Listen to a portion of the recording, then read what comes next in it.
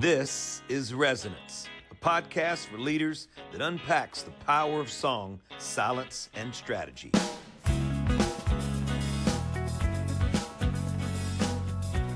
We believe that great leadership begins with deep listening, not just to others, but to the still small voice within.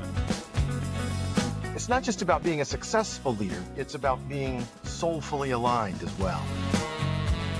In a world moving fast, Resonance invites you to pause and reconnect with purpose, people, and possibility. We'll dive into some cool stories, celebrate with friends, and dig deep into the music too. 'Cause song has a way of saying what words cannot alone. So whether you're leading a business, a team, or just trying to lead your own life with more meaning, this is Resonance. Resonance. Resonance. Welcome to the Resonance Podcast. My name's Randy Harrington. With me, Steve Azar, Mike, the monk guy Farrell, and we are talking about really diving into the deep world of music, possibilities, stillness, soulfulness, mojo. We're talking about it all. And we're going to talk about it directly today because we're going to be we're reaching into the bag and we're going to pull out a song. Mike, you picked this song out. I couldn't have picked a better one. You grabbed the song Rosedale. And for those of you, if you haven't heard Steve's music at all, go listen to Rosedale and you will hear a guitar lick that is like all Azar all day long. You're going to hear his voice. It is like, to me, the definitive Azar song. It's got all these allegorical allusions in there. The song opens up 40 days and 40 nights or whatever it was. I mean, it's just, you're from the very get-go. This is a song about struggle and it is absolutely fantastic. I'm going to shut up now. Speak to me, Azar. How did Rosedale come to be? We have our ashes still. You do. We're just started our 40 days and 40 nights. People are going to be sorry. But yeah, that's right. We just started it. We've had a conversation about 40 days and 40 nights in Lent and the songs that have that. And here's one of mine. I guess it does start. Second line, I've been on the road for 40 days. First line, right? You know, I've always seen town signs in Mississippi, sometimes more than others, as, well, that's romantic and that says something to me, or I have a memory attached to it, or it just sounds like a song title, right? So there's Coldwater, I did with Cedric Burnside. There's Rena Laura. There is, Greenville. There's Indianola. There's many more. But my daughter was running track going to Clarksdale, and we decided to take Highway 1 there and from Greenville. And when we were just passing through Rosedale, she said, "Dad, when I have my first baby girl, I'm going to name her Rosedale." And she looked at me, she goes, "You've been writing songs about all these cities. Will you write Rosedale for me?" So during that whole track meet, obviously Gwen goes, "You can't ever say that it was inspired by your baby girl because I go in a different direction. You know, it's a totally another world." But when she said that, I saw Rosedale as what I wrote about. And there's something about that place that I have memories attached to it, and a lot of good ones, a lot of haunting ones, some bad. I quit football because I got hit so hard in 9th grade or 10th grade, whatever, I think 9th grade. And I'd never been hit like that by a running back. And I was playing defensive back and never had trouble bringing somebody down at that point in my life. But he hit me so hard, like it was a train. And I think that he passed me because I was the last hope. And then I think he came back and stepped on me a couple of times and then went to feeding school. It hurt so bad, but that was just a physical thing that happened. But Rosedale's always been sort of a beautiful, just to look at the street sign, you know, when the town sign, when you're coming into it, the city limit sign. So by the time I got home, I said, "I think I have it, Cecilia." You know, it's one of those things where while she was running track, a track's a long day, by the way, right? Yeah. When I got home, I had it sort of visually figured out. Over the next day and a half, I had written. It's one of those songs that sort of took over me and it took over the pen. And it really, I didn't realize what it was saying until it was over. And then I looked back at it and I went, which happens a lot with me. A lot of Indianola, I didn't know I was writing myself back home. I was writing myself about leaving, but at the same time, it's impossible to really leave forever and you're going to come back. And that was in 2002 or 3, and then 8, 9 years later, I would move back. But everything in Indianola that happened ended up happening. It just was, I was sort of writing myself to the future. Yeah. And so Rosedale, I think that looking back at it, it was the Temptations. It was because they happened. It was just so many things to me. I guess you'd have to look at the lyric, but the bottom Down line in was there's Savannah, I recall I had my yeah, share of alcohol. yeah, That one rang with me, having yeah. been in Savannah Well, it's in that Savannah state. and all these places, that represent temptation The when you're out on. Riverwalk in San Antonio. San Antonio, Yeah, there you go. yeah, Yeah. yeah, yeah, yeah. On the Riverwalk, right Yeah, down in Stone under yeah. the boardwalk. Corinne Dahlia Joe, There right? she Tequila. was. I saw Dahlia Joe too, by the way. I dare not take a sip, I right? dare not take a sip, my friend. I mean, so the bottom line is the love of my life always made it easy for me to avoid temptation.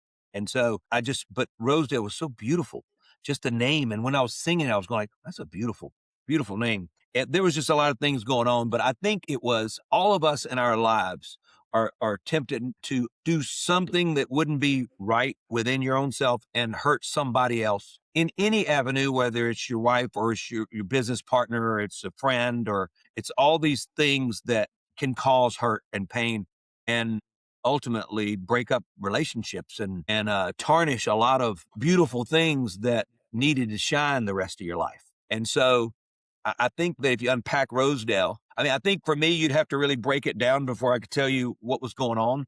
But really, that song took over me.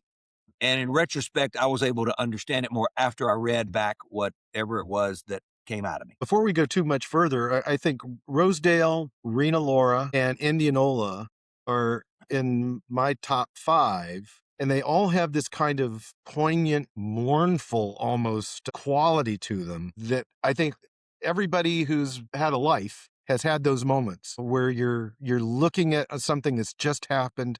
It's the end of something, and you can feel the bittersweetness of it. And you just really captured my heart with those songs. Well, Rosedale and Rena Laura, obviously, I turned them into to a female. Right. The town becomes that, and in context with the song, a lot of things you can do that. When you're writing, but they were the names are so beautiful to me. Yes, exactly. I've seen them so long. I had friends. I think my mom back in the day used to talk about they'd go to Rena Laura, which was sort of at the point toward Memphis, which is like the furthest little point that jets Right. out in the than anywhere else. Heading north between Greenville and there, and they acted like they were like in Florida somewhere. You know what I mean? Like it was like this ultimate getaway. But Rena Laura has a lot of the same thing that in my mind, you looking back as well. But I've been in search of Rena Laura my whole life. Rosedale's the one that you can't do wrong, and Indianola is actually a place that didn't take on any other persona, but but she was at the end of Indianola, That's right. and Indianola, this thing that you were doing, right? So all of that is it rings true. And then Cecilia, I know we're talking about Rosedale, but we were going to get her address for something in Jackson, and we passed the sign that said Midnight and Louise. And Cecilia goes, Dad, what's Midnight? And I said, oh, that's a town. And I know all about Midnight because we used to cruise it, head that way. And she goes, will you write me Midnight? And I wrote that while she was trying dresses on.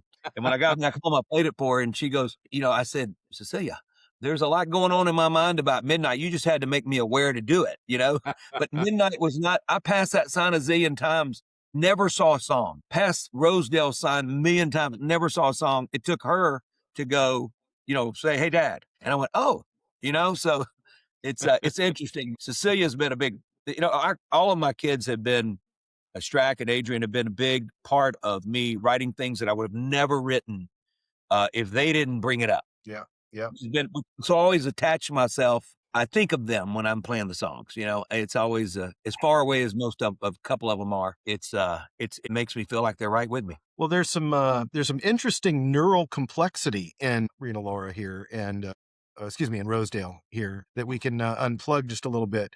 So this is a song about temptation, and each of the verses we meet a person who is that flirtatious moment that each of these are just little wispy little moments of memory. You can sort of see them, this sort of something sort of flitting by, and you can feel the tension in the singer saying, wow, wow, that was something, she was something else. But at the same time, The singer is absolutely resolute that there is no chance in a million years that there will ever be any kind of straying, because this woman, this person in your life is so magical and wonderful. Rosedale's the one you just can't do wrong. You just can't do wrong. Can't do it. You just can't do it. You And- know, Go ahead, Randy. Mike. Mike, go So, ahead. so I find this really interesting because you've been on the road for 40 days. Jesus went into the desert for 40 days. Jesus was tempted by all kinds of temptations from the devil. You know, the devil promised him anything and everything. And so all of those temptations, and yet he maintained his ground, and he knew that he had to come back to his father. He couldn't be temptation. His Right. father was Rosedale. It was really that overcoming those temptations. And I think, you know, as we transition into, you know, the bigger picture that we talk about all the time in leaders and that kind of thing, how many times do we know, and Randy, I know you've worked with them, and I certainly have, how many times do you know that a leader will be overcome by a temptation? And it could be a project, it could be a person, it could be a shiny object, whatever the case may be. They get tempted and they don't come back to Rosedale, and now the train goes off the tracks. You know, I mean, you know, you can even look at it in the news today. You know, all of the news that's out there today with the Epstein files. You know, how many Yeah. of those people that are connected back to that, how many of those weren't able to overcome the temptation and wound up getting involved when they should have went home to Rosedale? You know, I think that what's interesting about this conversation is you see that temptation is a matter of degrees, right? That there's all kinds of layers in there in terms of your cognition and awareness. And I'll lay a little bit of science on you here real quick, just because I think it's absolutely fascinating.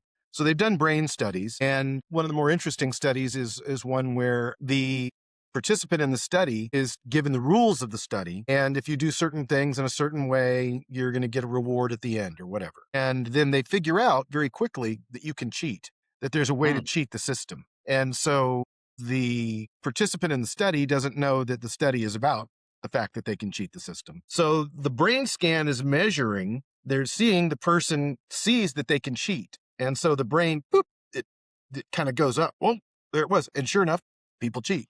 Okay, so there it was. Well, then there's a bunch of people where they see that they could cheat, but they don't cheat. And then they see that they could cheat on the next turn, but they don't cheat.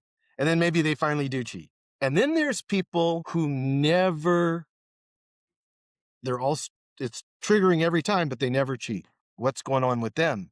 Well, then there's another group of people where it never even triggers. Wow. In other words, wouldn't even occur to them. There's no turmoil.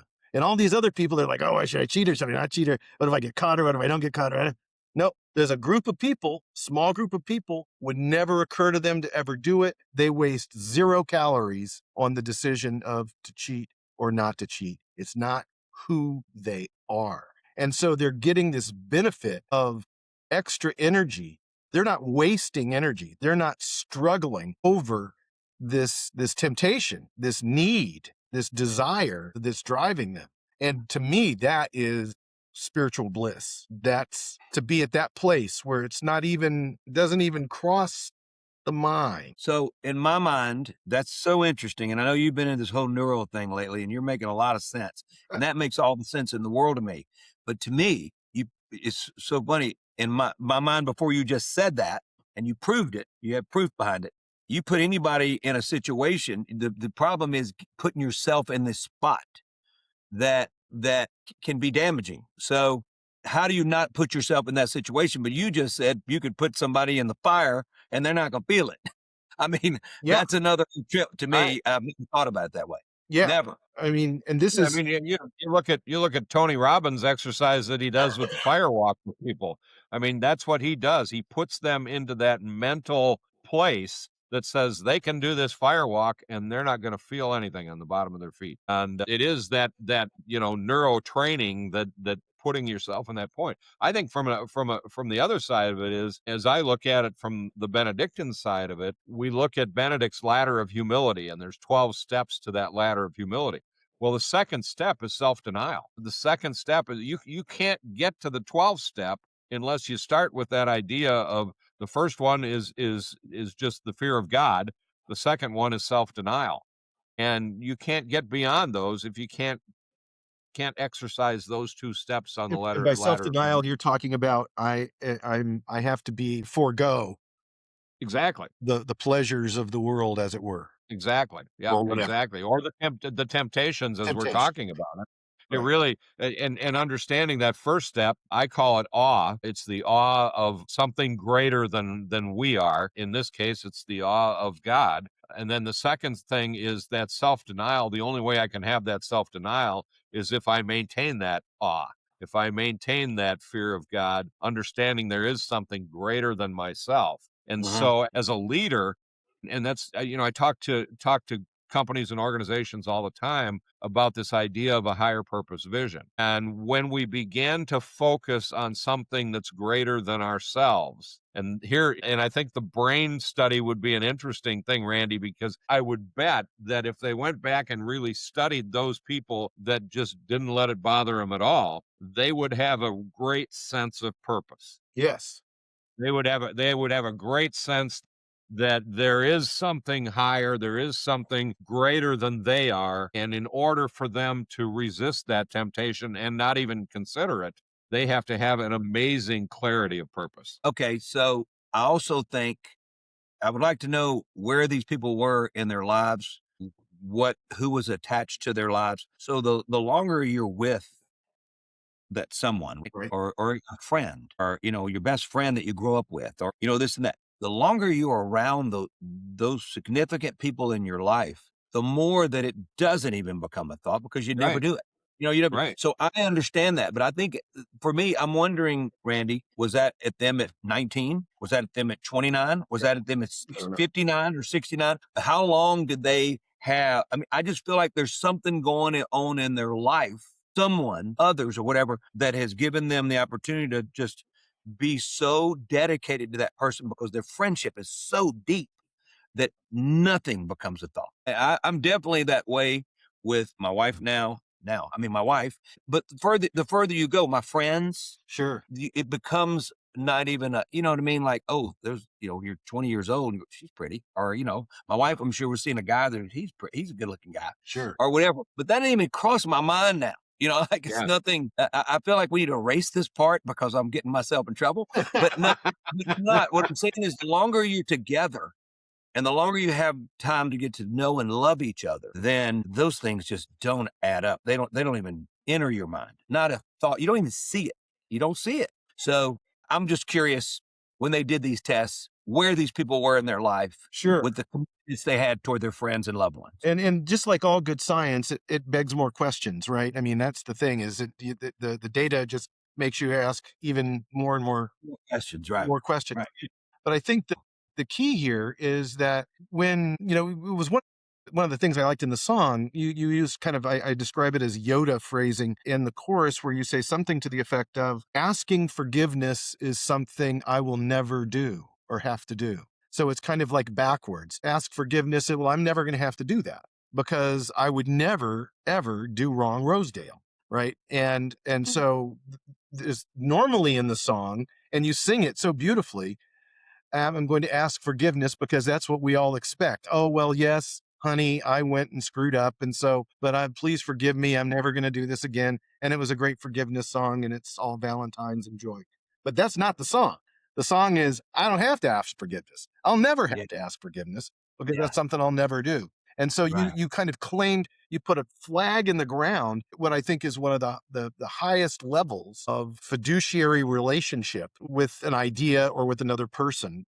It doesn't get any better than that, Right. as far as I'm concerned. And so I think that's just an interesting twist and concept in the song. And I think the last thing on the song is that in the third verse, you actually describe her. She's so pretty, Mississippi pretty, and she wakes up singing, and she sings along with the birds, and she's just amazing. And she apparently smells wonderful because Yeah. the aroma fills my bed. I mean, if friends, if you have not listened to this song, you need to go listen to this song because it's a sexy song. I'm going to just go ahead and say it. It's a romantic, loving, passionate song that lands at the highest possible level of fidelity you could have. Well, I do introduce her at the third verse, and there's a lot of fun. So you sort of get the vibe of her personality Yeah.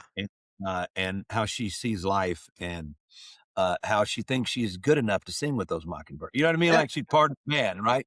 That's what I said, because it's, to me, it's so her, and I think that could be anybody's her. You know, Yes. I don't I know if was, I. yeah, I mean, I certainly was interested in her in that she suddenly became dimensional. She became Yeah. a real person.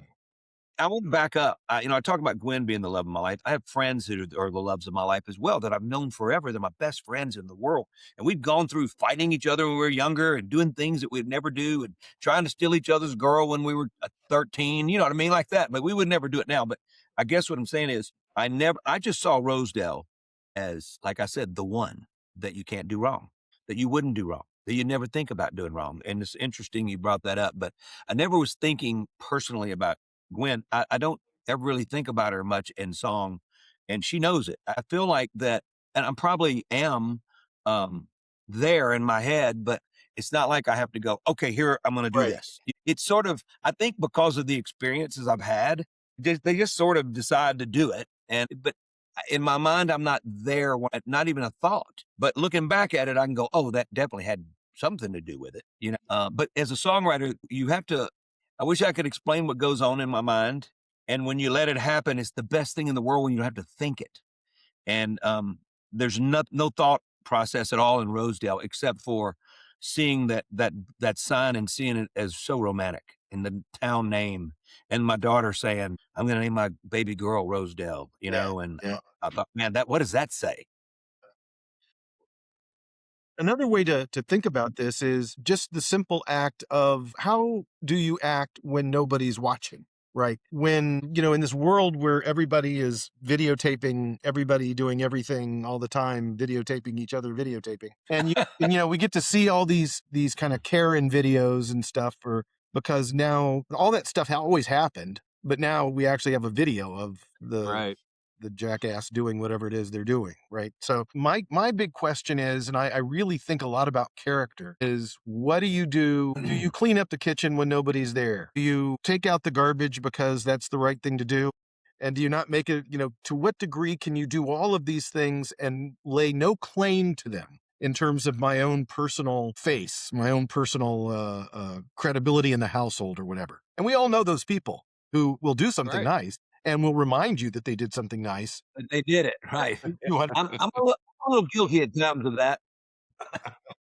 Yeah. Although I do. I think the interesting thing about this is as we think about this from a standpoint of leadership, you don't get to that point unless you're truly grounded on who you are and what you believe and how you've been brought up, how you act. I think that it's this Benedictine idea of stability. It's that rootedness, that groundedness that allows us to overcome the temptation, to not even think about the temptation. If we don't have faith, if we don't have those people in our lives that we believe in that way, then I think things kind of get blown in the wind and anything can happen at that point. So I think it's so important that the idea of who you are, what you believe in, what you believe your purpose is, those are so important from a standpoint of leadership, because if we don't have those, then it's very easy to get buffeted in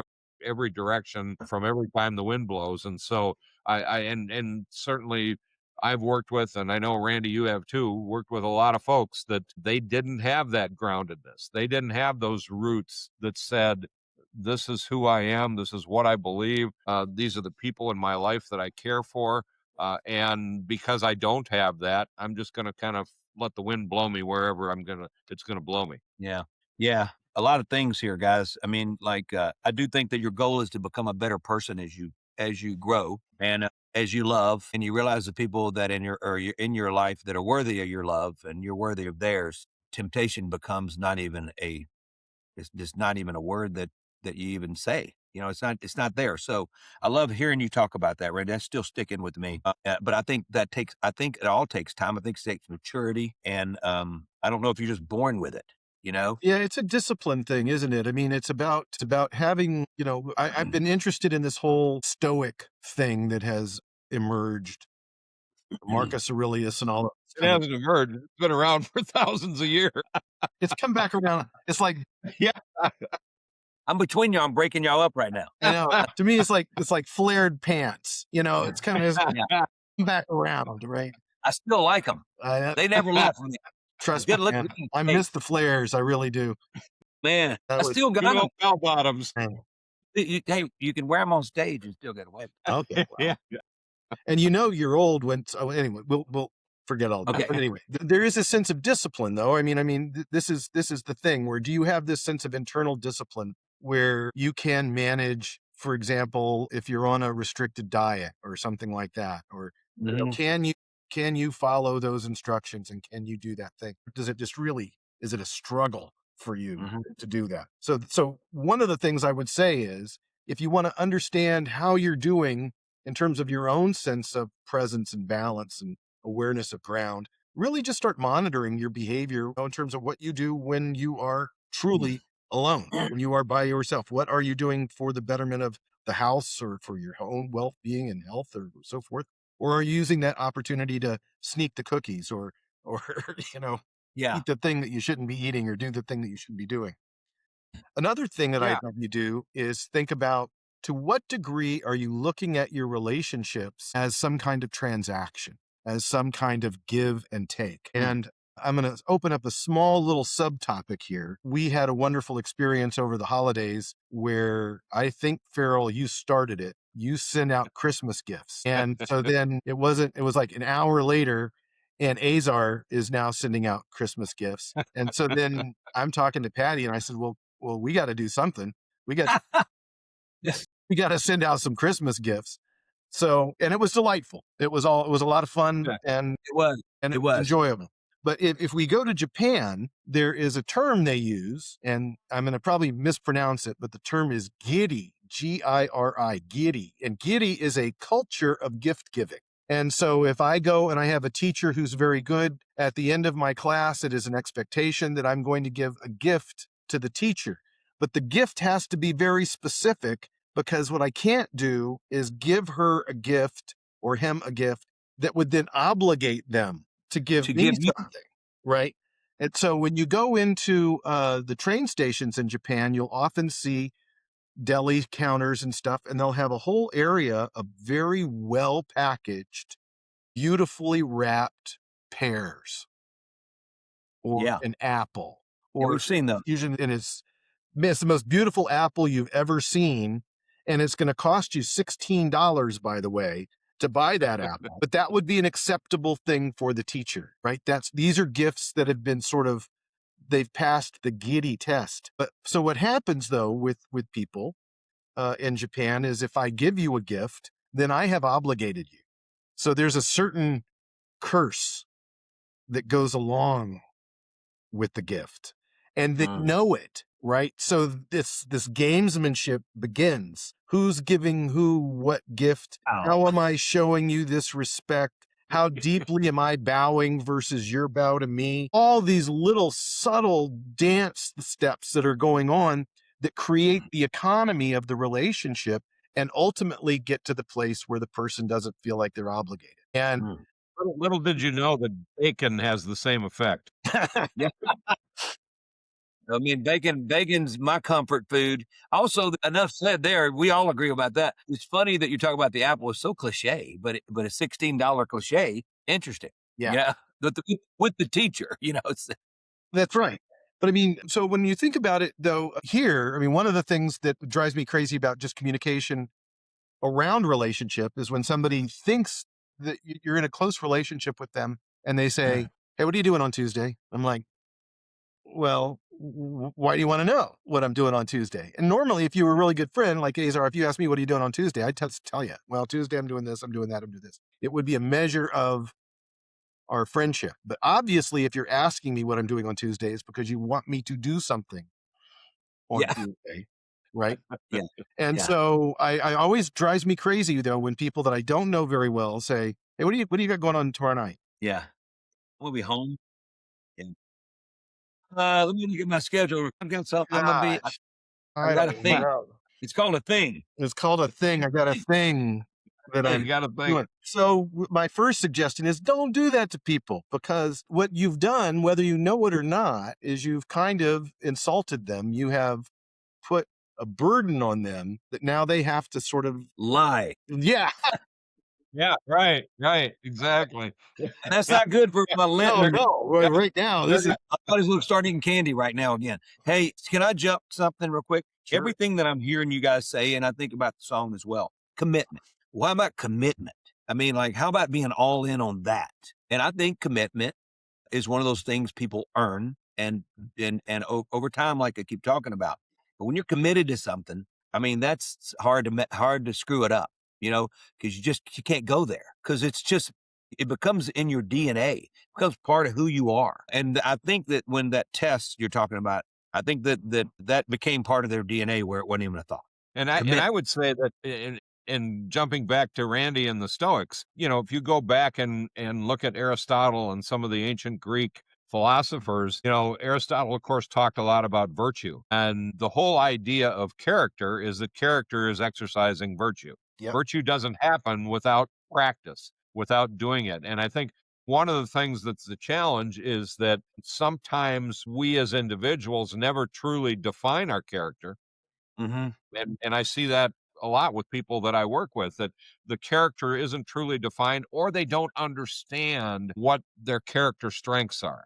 They don't understand how to exercise their character strengths. So, and I've talked about this tool before. The values in action inventory is a tool that you can use to identify what your character strengths are. But the thing about it is, just because you know what your character strengths are, you still have to do them in balance. And Mm-hmm. so you do them too much, or you can do them too little, And so that exercise of character, when we see people and you look at this brain exercise, Randy, and Steve, getting to your commitment piece, those people that are committed, first and foremost, are committed to their character. They're committed to doing the things that they need to do, or that they are good at, that allows them to exercise virtue. Yep. Because none of this temptation is always going to win if we don't exercise virtue. And understanding that, and there's no way to make a commitment if we're not exercising that virtue. And that's where we begin to build relationships. That's where we begin to understand our faith. All of those things are the bedrocks, the foundation that allows us to make those commitments, so that we don't waver. We don't even think about it. We're not even registering on the brain machine. Well, commitment's a two-way street too, though. If the other person's not committed to you, then it's going to be easier for you to screw up, because you're just going to be ticked off, or you're going to be, I'm done with that, or they're not giving back to me what I'm trying to give to you, and that loyalty thing. Well, so I think it's a two-way street. So if you have it in your life and you develop that further and further and further as you go, then it becomes a no-brainer, and it's easy. But when it's not working on both, it's not that love's not coming back, and that friendship, and that the relationship's not working both ways, then obviously there's a chink in the armor, right? And I think you have to foster it. You have to foster an environment that encourages it. Sure. If you've got the right relationship, if you've got the right person, if you're managing the right people, and you're creating that environment where the commitment is a two-way street, that's the ultimate place that you want to be. And that's the most important thing that's been said in the last 5 minutes to me. You just said it. I mean, that's imperative. It's just imperative. Yep. Yeah. There's that environment that says, this is the way we do and don't do things here. This is just the way it is. Right. Right. Yeah, you got to be really in sync with your relationships. You got to do a lot of the same things. You got to want to do them at the same time. There's just a lot of things in a day that goes on where if you're both working, or you're coming back home, or you spend the day at home working, and then you don't see each other. In my case with Gwen and I mean, the bottom line is we both want to do the same things at the morning when we're together, And when we separate in the house or wherever we are, I'll go on the road or whatever. And then when we get back, we want to do the same things together. Right. We are pretty sick. Sometimes she has to convince me to do some things. I'm like, oh, no, I don't want to do that. But she's right usually, and I'm having a great time. But I'm a And little bit more. that's where you fostered the commitment environment, because she's Yeah, right. yeah. It's possible. Sometimes for me, I get a little bit quick to say no because I just like to be at home when I've been gone so much of my life. So home is, but I have to realize she's been home most of her life, and sometimes she needs to, she needs other Oh, friends and things Yeah. going on, Yep. and I got to Yep. be better at that. I try to get better all the time at that. I feel But your I pain felt, there. Yeah. I yeah, am the worst for wanting to be a hermit. Yeah. I just yeah, yeah. I could do it. I think I could Yeah. do it. Yeah. So, yeah, and I'm just the opposite. I want to be out with people. I want to be, Ann's the hermit. I'm the one that Yeah. wants to be out and Well, I'm going to defend myself here a little bit and just go. It's because I'm out with so many oh yeah, people, right, right. and I'm grateful and I love it. I love it, but it's almost like I have to recharge. That Oh yeah. I'm a little exhausted, I guess, is the Yep. best way Yeah. to And put I it. and I, I get that way too. Yeah, I need it absolutely. for my throat. That's I why got I to go on rest my. silent retreat. Yeah. After having throat surgery in 2005, I learned from my vocal coach, physical therapist, who said, "Here's what you've been doing wrong all this time. You just don't stop, and you got to stop. Yeah. You got to take a break. You got to give your vocal cords time off for all the time you put on. You got to get, if you're 90 minutes on, you got to stop for 20 minutes and do nothing, say nothing." And she also taught me how to talk and use my breath. I think my producer on my other radio show, in a Mississippi Minute that you guys have been on, he says, "God, you got a lot of breath in between your voice." Well, I'm having to take a breath because I Mhm. used to hold my breath and talk, and so you have to. And so I take such a breath that you hear it. Mhm. And I think that he was clipping them out, and I started to clip them out. And I was like, "What am I? I can't clip all these. I'm just breathing in oxygen so I can talk." So I won't let what happened to me back in 2005. I want to go back. I don't want to go back under the knife again on my throat. Oh yeah. May not work Absolutely. out this time. So anyway, Yep. I do think that's important. But All I right. think Well, I'm gonna what you bring us want, home. yeah, take us So home. we've had a wonderful show today talking about Steve's amazing song Rosedale and all of the intricacies that happened with that, and understanding this idea of temptation and coming back to the one that we love, coming back to the one that we're committed to, coming back to whatever it is that we really truly ground ourselves in and believe in, that we find that stability to come back and do that. And so that's what we've really talked about, it, whether it's in your relationships, whether it's in your work, whether it's the people that you lead, understanding that the way that we maintain that solid line in Randy's famous brain machine, the way that we maintain that solid line and don't even think about temptation, is that we have that groundedness, that rootedness, and that faith that says we're where we need to be, we're who we need to be with, and this is good, and I don't even need to think about the other stuff. Again, I think that's what we've kind of talked about on this show. So Steve, wrap us up. Well, I think that's it. As y'all analyze and dissect and surgically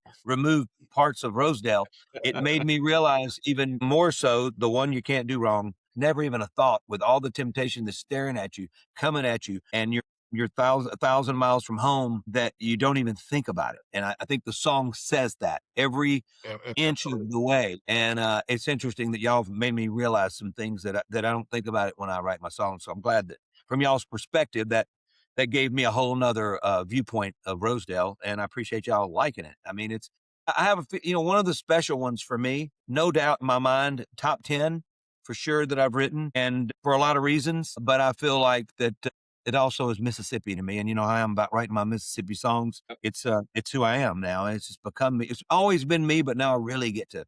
Last 20 years of my life, I've gotten to pour myself into that, and I've gotten a lot of love back from my home state. So the other thing is we are resonanceleader.com. Resonanceleader.com. We can come see you live. We'll put on a show for you, like these conferences that you guys are used to doing. And I've done one with you, Randy, but I've done a lot of situations, scene gigs and all that for a lot of big companies that brought me in to do sort of a combination of what I'll do with you guys and what you guys will do with me.